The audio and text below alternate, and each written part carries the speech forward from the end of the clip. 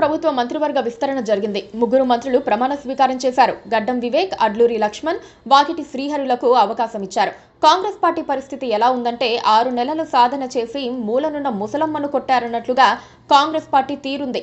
Congress party ఏడాదిన్నర పాటు కసరత్తు చేసి సీఎం రేవంత్ రెడ్డిని 10ల సార్లు ఢిల్లీ పిలిపించుకుని కసరత్తు చేసి చివరికి 3 మంత్రి పదవుల్ని భర్తీ చేసింది.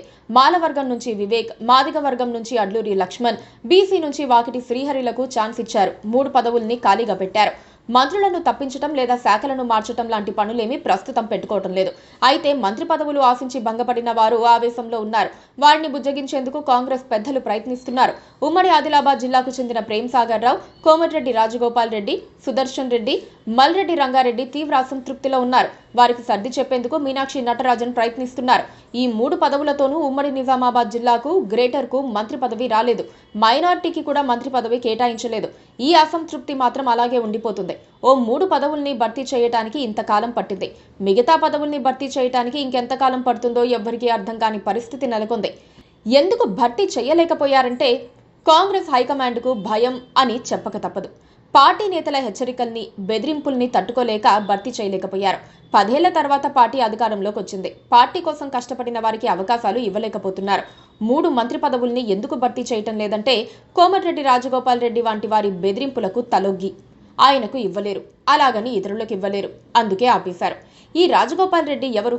కాంగ్రెస్ పార్టీని ఎంతగా భ్రష్టు పట్టించాలో పట్టించారు. చివరికి పీక నొక్కేయడానికి మునుగోడు ఉప ఎన్నిక తెచ్చారు. కానీ మళ్లీ కాంగ్రెస్ గెలుస్తుందన్న ఫీలింగ్ వచ్చాక మళ్లీ పార్టీలో చేరారు.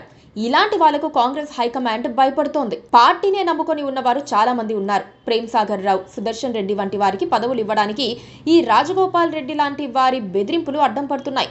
కోమటిరెడ్డి రాజగోపాల్ రెడ్డి ఇచ్చిన ధైర్యంతో మొదటిసారి ఎమ్మెల్యే అయిన ఇతరులు కూడా మంత్రి పదవులు ఇవ్వాలని లాబింగ్ చేసుకుంటున్నారు. బెదిరింపు వ్యాఖ్యలు చేస్తున్నారు.